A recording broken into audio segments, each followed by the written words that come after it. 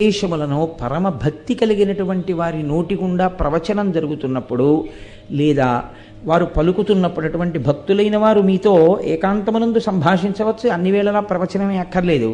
అటువంటి మాటలు విని చాలా సంతోషాన్ని పొందగలిగినటువంటి స్థితిని పొంది ఉండుట. కాబట్టి అక్కడికి 5. 6వది వెంకటేశ్వరునితో సాన్నిహిత్యము లేదా వెంకటేశ్వరుని నిరంతరము మనసులో పెట్టుకుని ఉండేటటువంటి వారెవరో అటువంటి వారికి మీరు ఉపకారము చేయగలిగిన స్థితి ఎందు నిలబడుట.